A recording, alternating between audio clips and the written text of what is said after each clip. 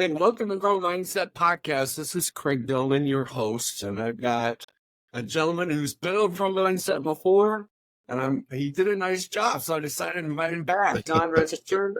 John, welcome to Grow Mindset today, my man. Hey, Craig, thank you so much for having me back on this podcast. I really do appreciate everything that you're doing out there for your teams. Okay, so John, for those that don't know, why don't you share your story? Let me tee you up a little bit. You're a veteran. You had a very interesting, unfortunate incident happen to you that really changed your life and really gave you a purpose. It's been your mission since that happened. You're an author. Um, you're a speaker. You've done a lot of things. You've helped a lot of people. You've traveled the world. You share your message with the world. I want you to share with Pro Mindset Podcast audience your story and your message. Yeah, thanks, Craig, for that opportunity. I was a world-class athlete, ran track and field for the University of Arkansas, Go Pigs. John McDonald was our track and field coach. He just passed away recently. But he's the most winningest coach in NCAA history, any sport. So 42 national championships. Think about that. 42 national championships. What kind of mindset does that take? Winning one's easy. Winning 42 is not so easy. God, I mean, just interrupt. Winning 42 is a lifestyle. It's a lifestyle. It is a culture. And I got to be at the front end of him building that culture of winning. And so that set the table for a lot of other things, unbeknownst to me going through the process, but looking back on it, seeing a lot of the applications of what we learned there. So I went to 2 Olympic trials. I graduated in 1988, went to 2 Olympic trials. 1988 Olympic trials were in Indianapolis. I ran the high hurdles and I did the long jump. I enlisted in the United States Army because the Army had a world-class athlete program. They still have it. And if your national governing body of sport, the NGB, USA Track and Field in this case, says that you are a bona fide contender for the Olympic Games, the Army will become your sponsor for that training session of about 2 years. On my way to that training session, because USA Track and Field did say I was a bona fide candidate, Operation Shield Desert Storm came up, and I was diverted to the Gulf War. So I spent 6 months in the sandbox, had amazing experiences over there, but my track and athletics suffered significantly. To that, I could no longer run the high hurdles. I wound up switching events from the high hurdles to the 400-meter hurdles, which is the longer race one time around the track. And shifting that mindset around there, I actually qualified in my 5th race, finished 17th for the United States Olympic trials, in the United States Olympic trials in 92. What this means is anybody, for those that are out there, a person who makes the Olympic trials in the United States has made the A standard for the Olympic Games. So if they were living in any other country around the world, and that country did not have a slot available for an Olympic class athlete, the standard that I ran, I could have run for any other country. But you have to be top 3 in the United States in order to be selected to the team. So I have an Olympic standard, but I have to go through a trials to actually make the team. So I finished up 17th in the 400-meter hurdles. I thought inside of 4 years, come back and I would be in the top 3. So that was my focus. So I re-enlisted in the United States Army to try to get back in that program 2 years down the road. I was on that right trajectory, but I love the military. I really enjoyed my time in service. I wanted to be a lifer in the military. So I took the officer selection battery test and had a class date that was coming up, being recommended for a class date. Had a battle buddy that I was going to go with. We're going to just do everything, plus the bucket, all the way to get to a light colonel or a colonel. And so we were doing all these things to prepare for officer candidate school. And on May 17th, 1994, as I'm training for my third Olympic trials in the 400-meter hurdles, as I'm getting ready to go to officer candidate school, right after those trials are going to be over with in the Olympic Games, I misstep a hurdle. I dislocate my left knee. I sever the artery behind the kneecap. And 7 days later, I'm left with a choice to either use a walker or a wheelchair for the rest of my life or undergo an amputation. Both are significant.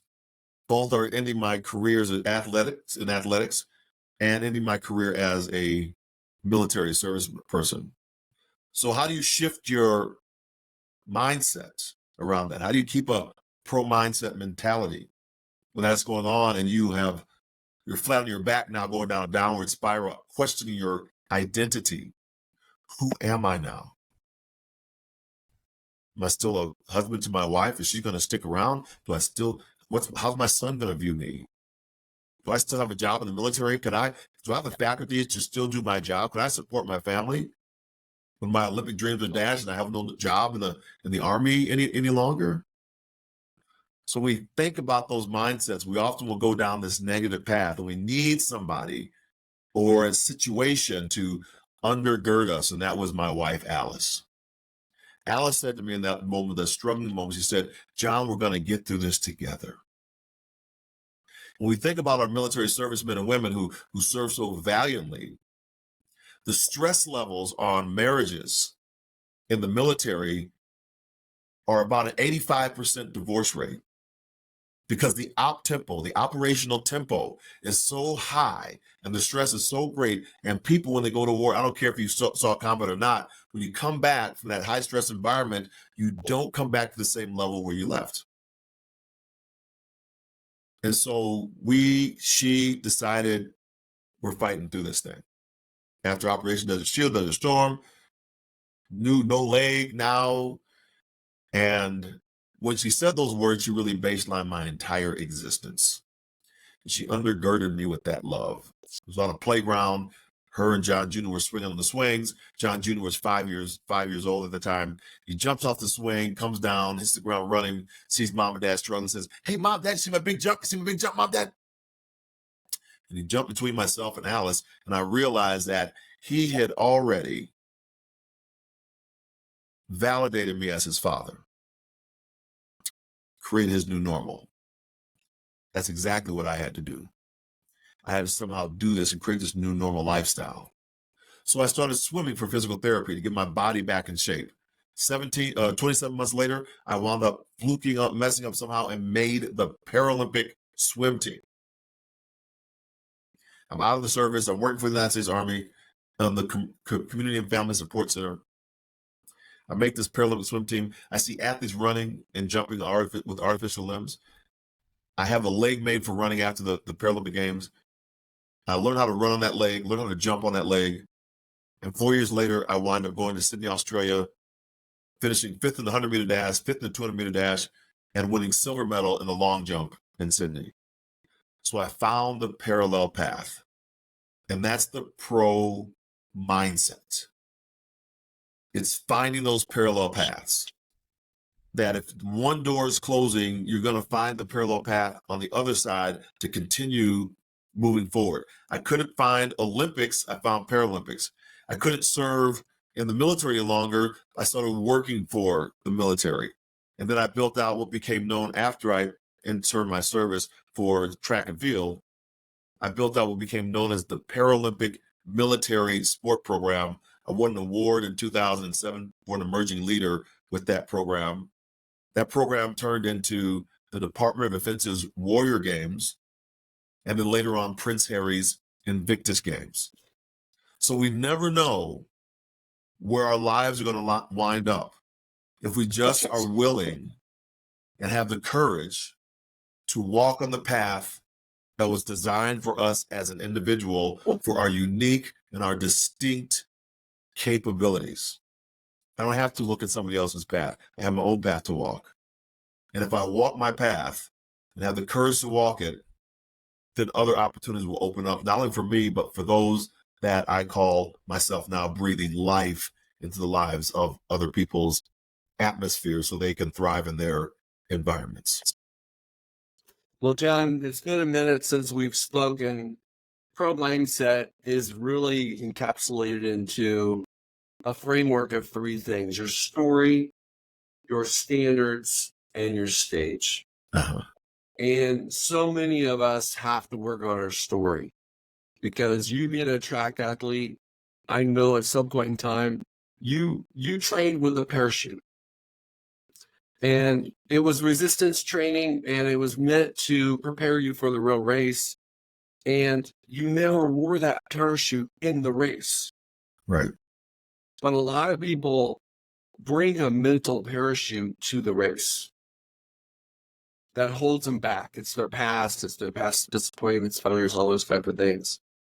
And then the second element is it's how you show up. What is your standard? And the third one is you have to define your stage. And the thing that really happened for you is the one you just described for me, is your stage changed. You didn't change. Your mission didn't change.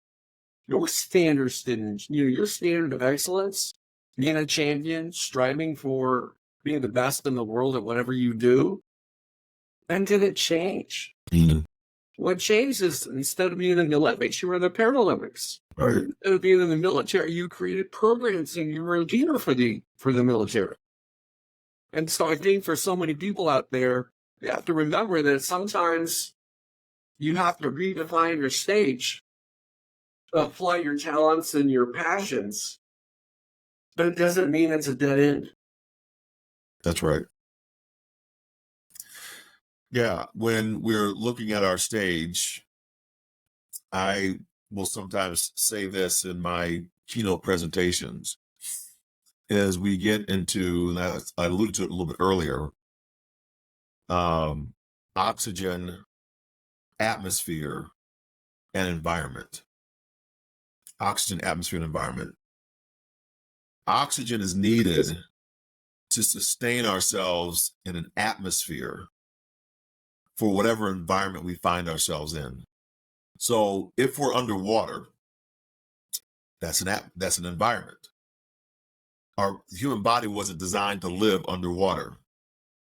The human body also wasn't designed to live in outer space.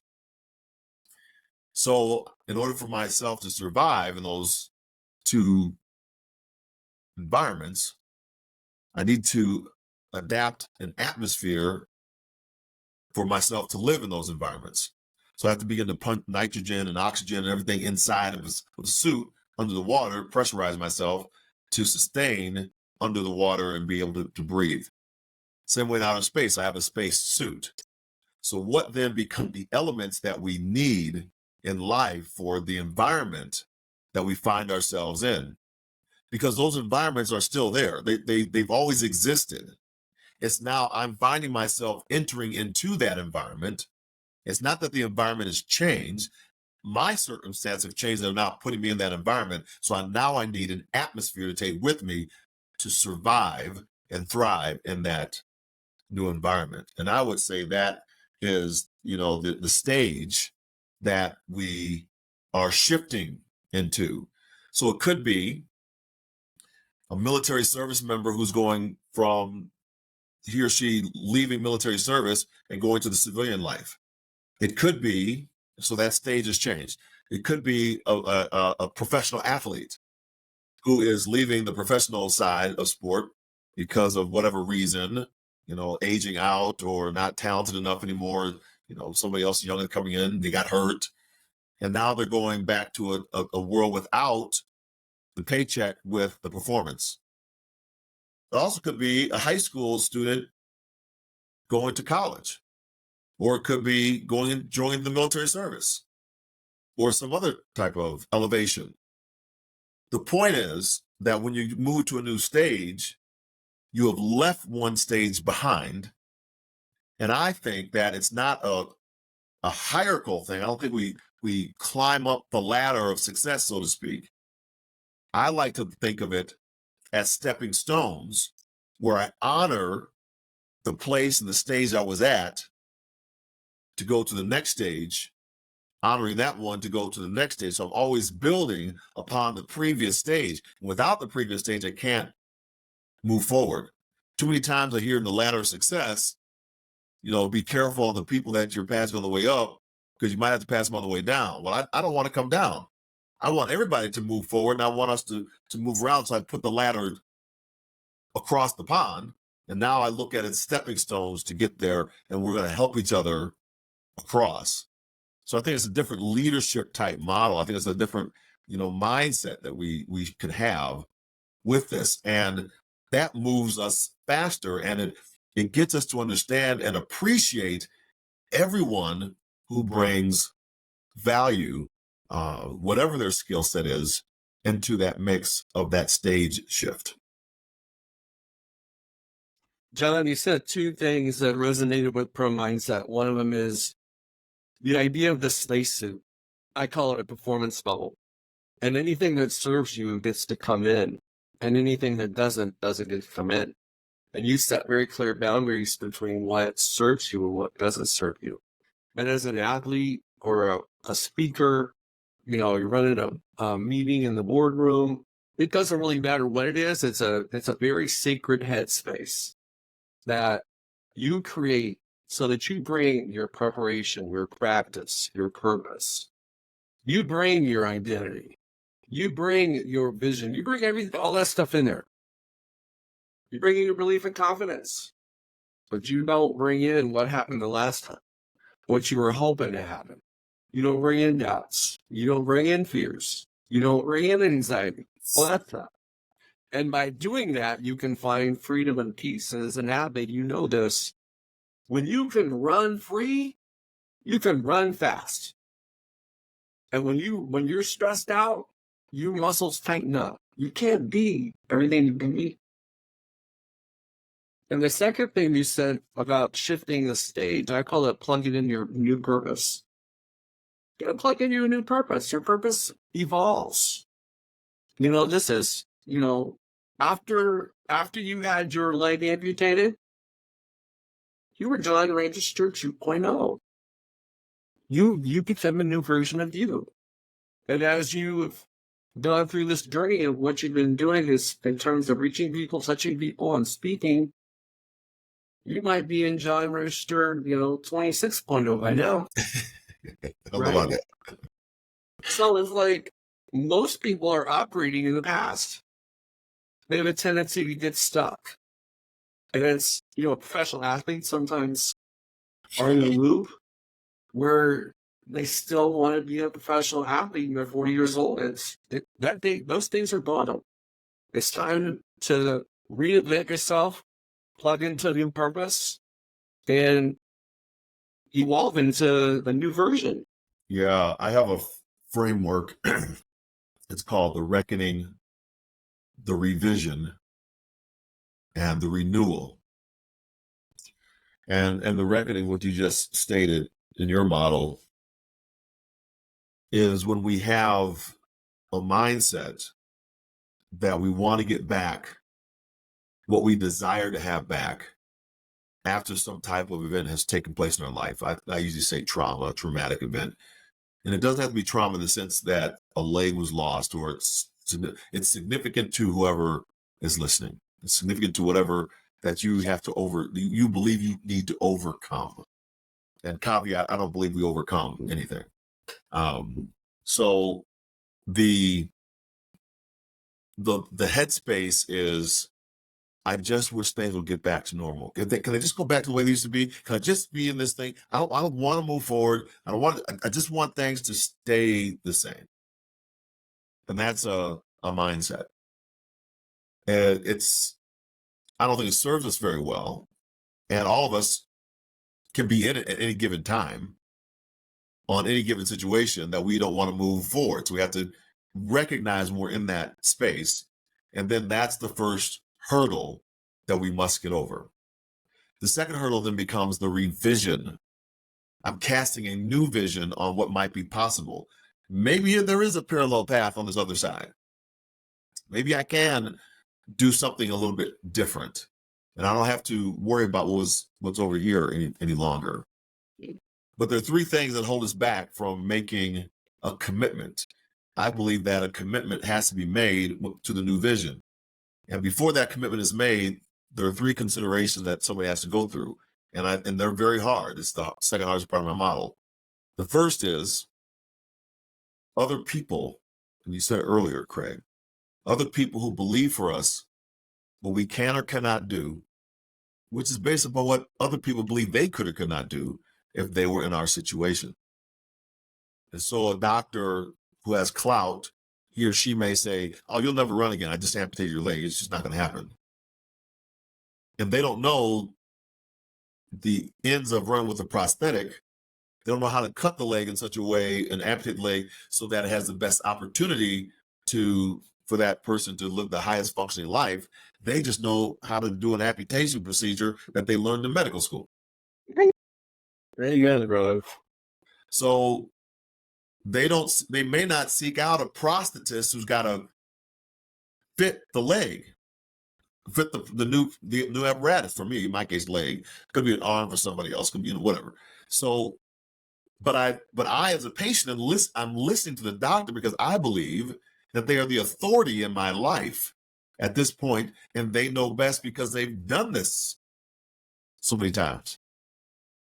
And that might not be the case. So I have to be able to distance myself from other voices, other people. The second thing I have to distance myself is from society, because society will dictate to us what we're to believe. So in the funny story, it's kind of comical. We think about Captain Hook. Captain Hook is an above the wrist amputee. He's the antagonist in the movie Peter Pan. He's scaring the Lost Boys. Well, wait a minute. I'm now an amputee. Am I now the antagonist? Am I the villain? And then if we start looking at in the threads of society, Craig, we see during Halloween, who are all the people that are designed to scare us? It's those individuals who usually have disabilities, mental or physical. And so now we're trying to have a health care conversation, a mental health conversation, and we can't do it because we blame society's woes on those who can't fend for themselves. So a gun shooting happens. We say it's mental health. We don't blame the parents. Well, now Michigan's doing a little bit like that. We don't blame the weapon being in the house. We don't blame it. We want to blame everything but what's actually causing it.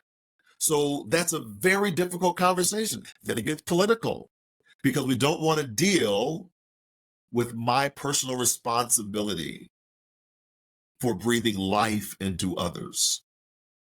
It's very hard to go away from societal pressures. And then third, I've had some of the world's best hurdle coaches, Craig. None of them ever ran over a hurdle for me. I'm the one that has to attack the hurdles. I have to lift my leg up and attack the hurdle that's in front of me. And when I attack the revision hurdle and I commit to my new vision, and commitment means I cannot go back to the way it used to be. When the doctor takes my leg off, I don't get my leg back. That is a commitment. When you had your breakfast this morning and bacon and eggs, the hen was involved in the process. The pig was committed. Right?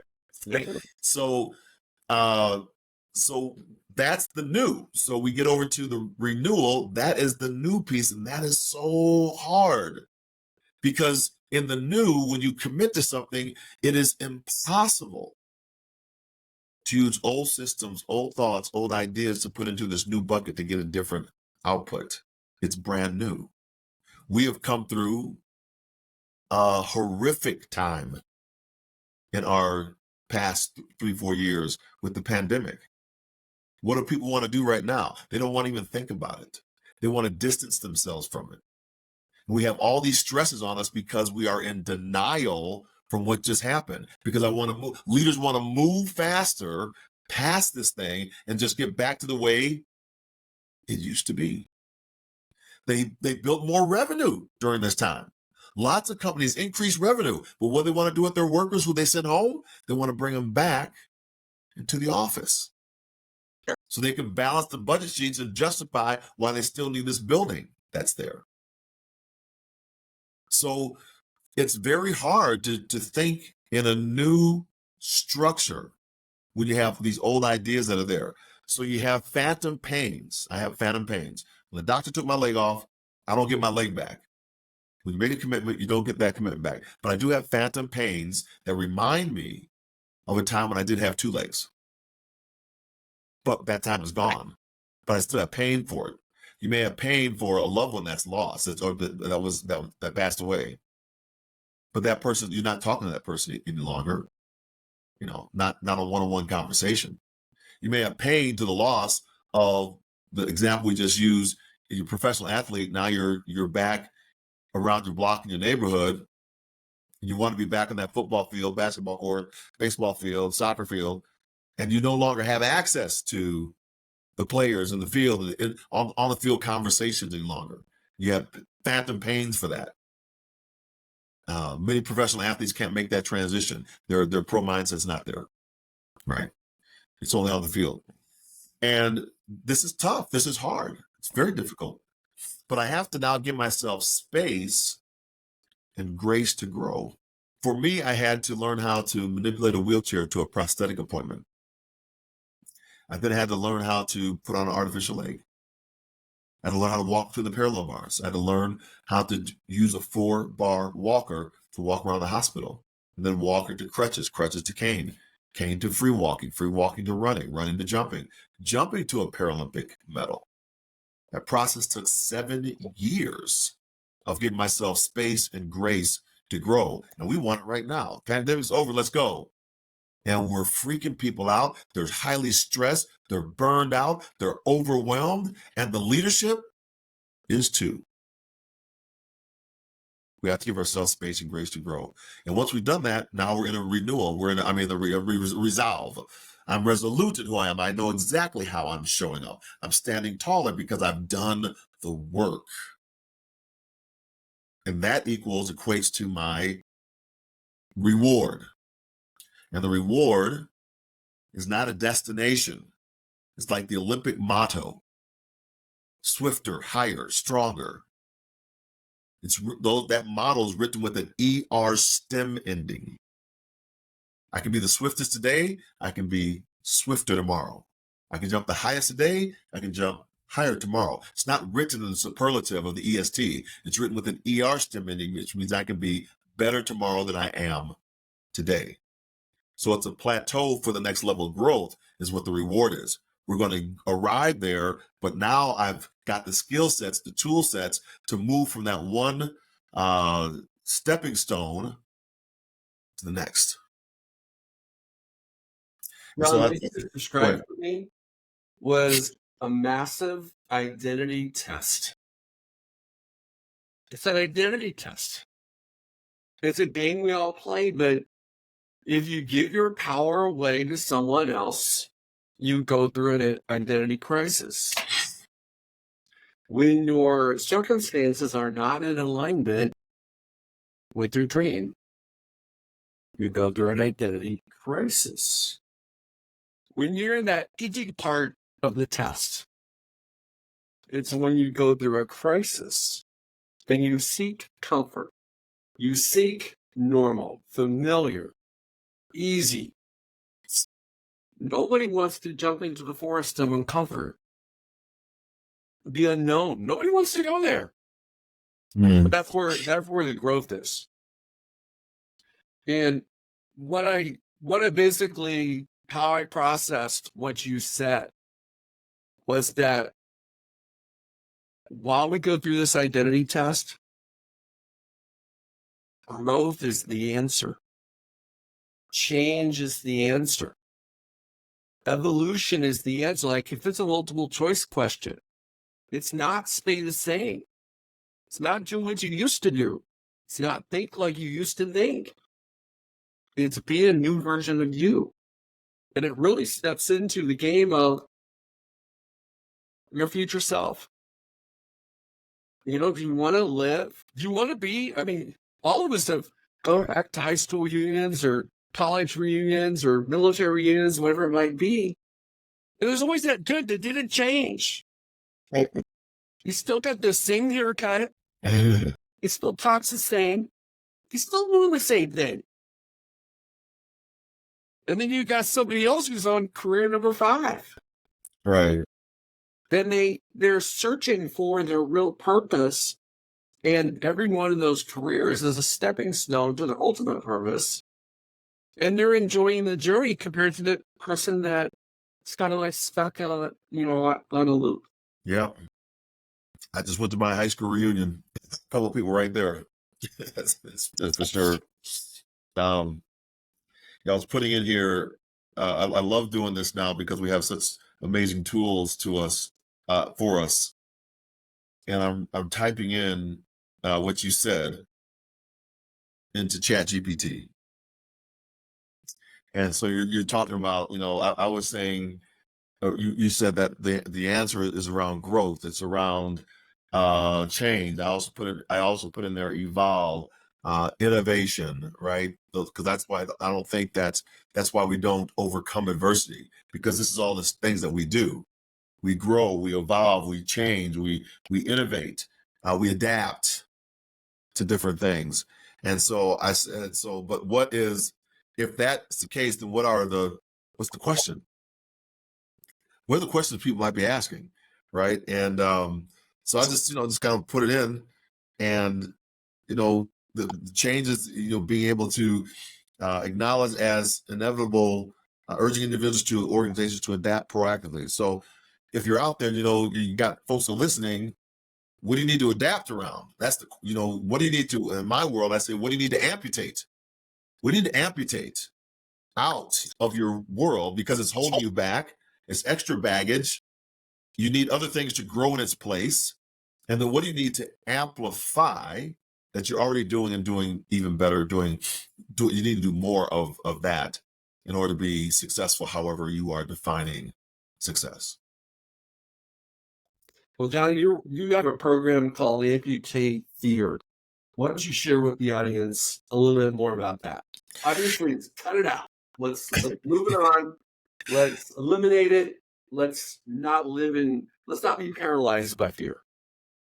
Yes, and thanks for sharing that and bringing up, Craig. So I have it's called these 90-day sprints, leadership sprints, and the reason I came up with it was I have a new tool that I've been using for a year, and it takes a snapshot from the audience and gives me a survey right during my presentation. And I'm a person that loves feedback. About 7,000 people now, 7,600 people have taken this survey over the past year. It's about 55-60% of my audience members have taken it. 99% say that they learned something of value from my presentation. The presentation was valuable for them. 97% say they want to hear the presentation again. Of those, about 5,400 so they want to stay engaged. They want what can we do to create a community? So this year, I developed a program called JR's 90-day leadership sprints. And the first one is on resilience. And you just go through 90 days as a leader, and you look at your own personal reflection on how you can be more resilient. And resilience, in the first section, I'll just kind of explain it. It's not necessarily just the bounce back, that we bounce back over something, but it's also, can I ask for help? How resilient am I to ask for help when I need the help? When I was in that hospital and I had lost everything, I had to learn how to ask for help because I didn't know how to do. And am I going to stay in my ego? A fear that, I'm going to be looked at as less than, viewed as less than. Those are the things that we struggle with. We don't want to have a perception of our identity be kind of taken away. So I developed these leadership sprints to help us understand that it's okay to ask for the support, so we can also empathize with our team members who we are called upon to lead, and that we can build a global community. So my speeches are all over the world. So we want a global community. I was just talking to a person in Kazakhstan, the other day, My other friend he's in Uganda. Another one that's in South Africa. Another person's in Korea. Another person is in Japan. So all these people gives us a global perspective of the things that we might be dealing with. How do they deal with it in London? How do they deal with it in France? How do they deal with it in Canada? How do they deal with it as we're, listening to a colleague that's down there in South America right now, right in Cancun. So we want to be able to have a world view so that we can act better for the people that we serve as we breathe oxygen into their atmosphere for them to thrive in their environment. That's awesome. Give me an example of what is the biggest thing that men today are struggling with? Leaders, men, CEOs, doesn't matter if you're in insurance, banking, sports, it doesn't matter. I'm not sure if it's the biggest thing. I think it is a thing. I was just doing my last keynote to a group in government technology. And one of the challenges I see across the board is this state of denial. We're in a state of denial. We're denying that, and here's how it comes out. We're denying that the pandemic even happened, right? Not that it didn't happen, but the lessons that we're learning, we want to distance ourselves. We want to run to the new numbers now. And we haven't honored what the entire world went through as this huge shift. So we're putting a band-aids on stuff. We want to put a wellness program in. We want people to go to a happy spot and all this stuff. And people are saying, man, screw you. Because there's a disconnect with what we're asking people to do because we don't honor that there has been a huge shift that has happened. We cannot operate the same way we did before the pre-pandemic. We're not there any longer. So the micro of Uber Eats and other programs that bring food to your house, we didn't really have that before. We had it as an option, but most of us went out to eat. That's why it was such a big deal when we shifted to come home to eat. How are we going to get our food? What are we going to do? So then Eat started coming to us. And now in the new, we get a chance to choose again, but most of us choose not to go to the movies. We rent them on Amazon Prime or something else, and we watch them at home. We get a big theater system. We have everybody in the house. When you sent me home, I could do a load of clothes during my Zoom calls. And I didn't have to commute to go an hour to work and an hour back. So you just saved me 2 hours. And now you're asking me, after sending me home and then saying that I was a non-essential, you told me I was not essential, and we reduced the workforce. Now you're saying, oh, please come back to work inside the office. And I'm saying, I'm not arguing whether that's right or whether that's wrong. I'm saying we have not honored what change took place to the production that we have right now. People are choosing lifestyle over working for somebody that doesn't honor and respect them. We see it happen all the time. So I think that's the biggest thing that's facing workforce and the hiring process. Not that people don't want to work; they still want to work for you. that's what it is. And so that's a hard thing that we have to learn. And Craig, leaders are going through it too, and they don't want to be resilient to ask for the help that they need, that they've gone through. And so that's where my company, Inspired Communications International, comes in, and we honor those things. It's not that we have the solution for it, but we set the stage and the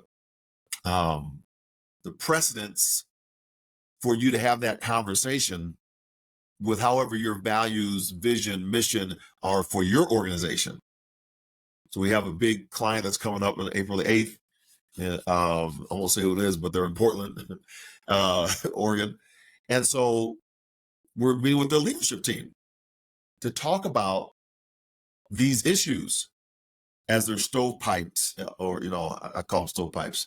They're silos. And in order to grow, they have to cross-pollinate with each other. They have to talk to each other. And those are the things we're taught to do. But we have some activities that we put in to make the conversation easier, then we, shut up and let them talk about it in their own vernacular and then synthesize the information so they have a pathway forward. So to kind of summarize what you said, and from their perspective, is that we haven't made a change because of COVID. And people like the change. People like working from home. People like working remotely and having the flexibility, not having to spend windshield time on the highway in the mornings and traffic jams on the way home. They could multitask. They could play with their dog in the yard. They could play with their kids. They could spend time with their loved ones. They could get household chores done. At the same time, get more work done, perhaps at home, than they got done at the office. And now the powers that be are like, hey, we got to go back to what we used to do. And people are kicking and screaming because it's like, well, I don't want to change. I don't want to go back. I want to go forward. And so that's an interesting dynamic for major corporations that have huge office buildings. Right. And they justified a lot of their resources and line items on their expense ledger on having that 17-story building that nobody wants to work in. Yes. I also will say that there are those people that do want to go back to the office. They want them more structured. So leaders have to look at the entire scope of it. And that's hard. My point is that's hard because leaders are struggling with the exact same things as well. And that's what makes this a unique environment. You just can't put a Band-Aid wellness program fix on this. This has to be a total cultural shift for the organization. It's not a Band-Aid fix. So I kind of wrote that. I was writing that down over here when you were talking. It's a total shift of the mindset. It's hard. It's not easy. I don't have the answers, but if I was a CEO, I would have designated days that are office days, and if they not mandatory, voluntary. So you want to come in and you want to connect with people in the company. Hey, we're doing that on Wednesdays. Yeah. But we're selected days of the week. And then there may be certain departments that more lean towards working together as a team rather than through Zoom, being in the same office. Yeah. And so, hey, if you're going to be in this area, you're going to be, under a roof. But if you're not, we don't care. I mean, salespeople for years, they don't care. Just go get it done. Go make it rain. Yeah. If you're out playing golf half the time. I think the challenge is that it becomes a one-stop shop, right? So every culture is going to be different. There's some jobs you just can't phone it in, right? An EMT can't phone his or her job in. Firefighter can't phone his or her job in. A police officer can't phone his or her job in. So we have to look at the job set. That leader has to look at their own skill set. What's their culture for the first part? And then, have the conversation. I think this is the time, because we don't have all the answers, is to engage everybody in the conversation. I don't think this is necessarily a leadership type conversation. I think you have to take a pulse of your organization to see what has shifted now. What's the new? Because we're in a new environment. And if we're measuring with old standards, we might not be measuring the right, apples and apples any longer. It might be apples and oranges, and we get bananas as the outcome, right? So we have to, I think, my opinion, get some thinking tanks around, talk to the employees, see what they are feeling, for the most part, and then build to those things that the employees are kind of saying. Because when they came in, you had a culture, right? And they knew what the culture was, so they got a chance to choose. Then with the pandemic, we created another culture. So now they shifted around. They know what that culture is like, and they're able to compare the two. And because they can compare the two, if I'm going to choose the culture that I feel most comfortable in, which could be at home or it could be at work, but you got to do the test and to be able to do it. I think that's where we are in society, and it's what I'm sharing out there to help help other companies that think about this differently. But yeah, at the end of the day, they have to make a decision. I mean, John, in congruence that one of the most important things with your identity and your story is to reframe your past. Uh-huh. Yeah, and it's something the constant, ongoing process. I'm just guessing that when you first had your leg amputated, how you thought of that? You might have thought of yourself as a victim. You might have saw yourself as in different lights than you do today. And when you really reframe your past, you find the lesson, you find the benefit, you find the almost like a gift, because it changes it causes you to pivot. So when you look back now, and I don't know, it was 1984. What year was it? Yep, that was it. 94. Yep. Okay. So looking back to 1994, how do you, I mean, you did it at the beginning of this podcast, but how differently do you share your story in your situation today than you did maybe in 1996, a couple years out? I'll reframe just a little bit. This is one of my growth mindset opportunities. I don't go backwards to try to reframe. What I will do is I'll go back and review of what took place. And the reason a review is good is because you may learn some nuggets right there, right? May I have done this, I could do this better, do that better. But I can't change anything about my past. That is set. It's like watching a movie for the third or fourth time. You're not changing anything about the movie. Hey, John, But can I something real quick? yeah. Absolutely correct. You can't change it, but you can change how you view it. So I tease people all the time, especially people in a very long time. It's like, hey, share something fun about your honeymoon. And then ask the spouse the same question. It's a different story. Absolutely. So you have three stories. You have what he remembers, you have what she remembers, and then you have what really happened. Yeah. And it's no different than going back to your glory days in high school, college, and sports. You're talking to one of your buddies, he remembers it differently than you do. Yeah. So what I mean by reframe is you remember it differently for your benefit. Yeah. There's I'm talking to one of my colleagues this morning, actually, and we're having a conversation. And one of the things, what I'm getting at is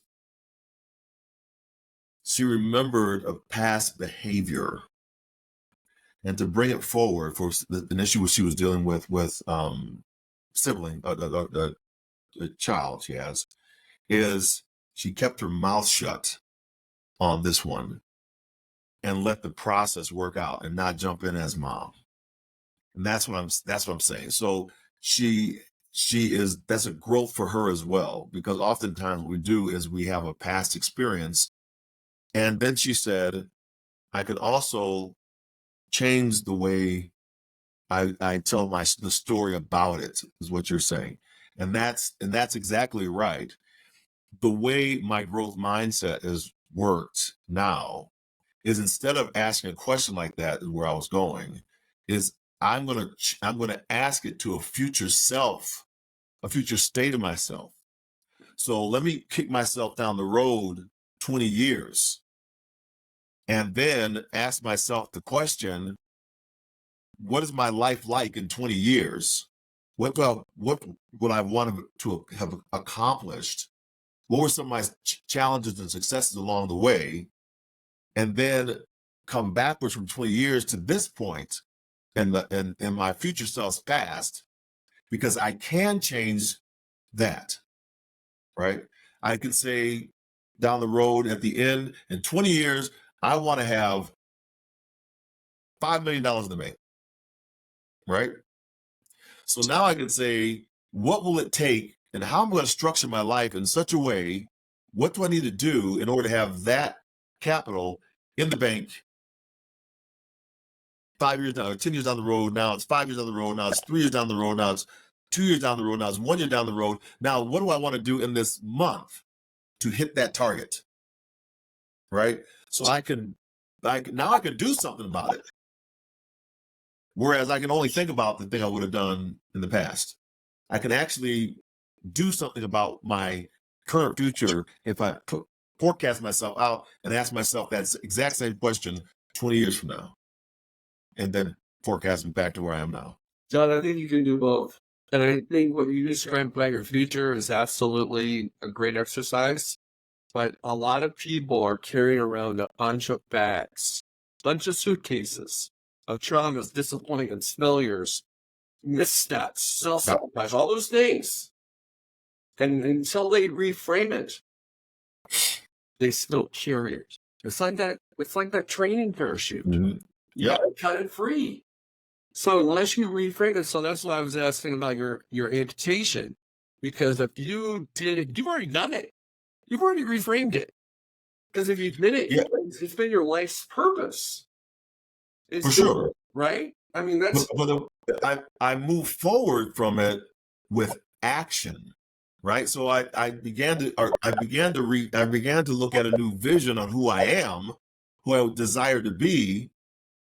And even though I don't have it all the way there, I can start building processes. So I'm no longer thinking about who I used to be. I'm thinking about this point of the person right now moving forward. So that's why I start swimming. So I can do something. I can swim now. I reframe it by getting out, putting on an artificial leg, walking around the block, or going out on a bike ride, or doing something that's brand new to me, doing an action step. And I think what people have to do is yes, they have to think about, and I think it's important for us to, like, that's why I have the reckoning moment, is to come to a point of reckoning. And once I get to that point of reckoning, now I begin the process of actually doing. With people that are often depressed, or what is it? Maybe feeling not sorry. I don't want to go that direction. But there's the negative attitude. One of the things that psychologists say is begin volunteering. So there's an action step, is what I'm saying. That's all I'm saying. I'm not arguing against. I'm just saying. No, I'm not arguing either. I was just the action. I think what I see with a lot of people is they are paralyzed from it because they're stuck in their past. And when we reframe the past about, hey, this gave you a new opportunity, set you in a new direction, then all of a sudden they're free to act. Okay? Very few people want to sit on the couch all day. You know, there are a few people that might like doing that, but most people want to do something, make an impact, leave a legacy, make a difference, you know, help people, help themselves, and they can't because they're stuck. They're in a rut. And so one of the things that I've watched with athletes is when they get cut and they didn't do anything wrong. When they got cut and somebody else that made it wasn't as good as them, wasn't as athletic as them, didn't care, so didn't want it as bad as they did, at least in their minds. Well, if you get stuck on that, when you get your next opportunity, that opportunity's not going to last long. Because you'll be cut again. So you've got to, it's no different than, you know, it's going to sound like a silly example. What you have to do when you have a flat tire, you have to patch it up so you can keep going. You can't go on the right wheels, right? And so it's a constant thing of every time you fail, every time you have things going on, no big deal. Learn a lesson, reframe it, set yourself free, move forward, start something else in motion. And unfortunately, people that are stuck in the past, they can't do that. Yeah. Well, you just said it with the flat tire. They did an action. You fixed the tire. Yeah. You patched it up. You put a pump on it. You pumped it up. And then you got back on the road and kept on going. So you have to do an action with it. And so we can think about it, but we've got to act. We have to take it from the dream, the thought world into a physical world, write it down, whatever the action is. We got to act on that impulse. Absolutely. John, is there anything else you would like to add about what you guys are doing with your organization that might be intriguing to our audience? Yeah, I've been thinking hard about how to. Our whole mission is vision is to inspire worlds. Inspire worlds, not to inspire the world, the entire world. It's to inspire worlds. Our worlds are spheres of influence that we have. And so we're always talking about, putting life and breathing life into others. So we launched, you said that, the 90-day course, folks, if you want, you just get in that course. It's really a self-paced course, but I just had a coaching call this morning, office hours, and we talk about these things, whatever's on people's minds, because they're all at different places inside the course. So whatever's on your mind, we just talk about, do 15 minutes, 20, 30 minutes, and we do it once a month. And then we have, to help people stay in community, we launched a merchandise line. So it's JR's merch, the inspirational kind of, it's through diversity merchandise. And so this is all about the mindset of how we, like you were talking about earlier, how do you put something on every day? I'm gonna hurdle the adversity. So that's one of you get a ball cap. I got a ball cap right here. It says amputate fear, right? So you got amputate fear ball cap, you got a shirt on the back that says amputate fear, and you got a coffee mug that says amputate fear, right? So you're every day you're seeing that in front of you. The other one says hurdle adversity. The other one says breathe life. And then we took breathe life and we put it into Latin, which is vitam sperare. And then on the sleeve, you'll see you've got the logo of JR. So it's just a kind of a reminder that we're fluid. We're always breathing life into others. I'm always doing affirmations in the morning time. And these are some that you can just kind of have with your family, and just as a reminder of what we want to do every single day. So we're out and about right now. We're doing lots of events and really enjoying the time of just meeting people. It's great always to meet you, your wife. You're just great people. And so I thank you again for allowing me the opportunity. We do have a newsletter. You can sign up for the newsletter. I can't remember where to sign up, but I'll give you the show notes on it. And we do that every Friday. It's called Forward Friday. So it's in a 3-2-1 format. 3 lessons I learned from the week, 2 people to follow, and then 1 action step for the following week to do. It's a really simple, easy newsletter. And then we also put in some things of what we're up to, so where I might be the next week. So other people can kind of come in and we can have a pop-up or meet-up if that's necessary. John, I want to thank you for being on Pro Mindset today. Just put out there your website real quick. Yep, website is johnregister.com. Thank you for that. johnregister.com. Everything that you need to book me and do the merchandise and all that stuff is right there. So we'd love to make a connection. And thank you again for the time for being on your show. Thank you, John. Hey, it's Craig Domann, the host of Pro Mindset Podcast. I want to thank you for listening or watching today's show. And you can catch us every week on the normal social media platforms like YouTube, Facebook, Instagram, and all the listening podcast platforms. I hope you enjoyed today's show. And more importantly, I hope you gained a pro mindset insight. Please be sure to rate and review Pro Mindset Podcast. And I look forward to catching up with you on our next show.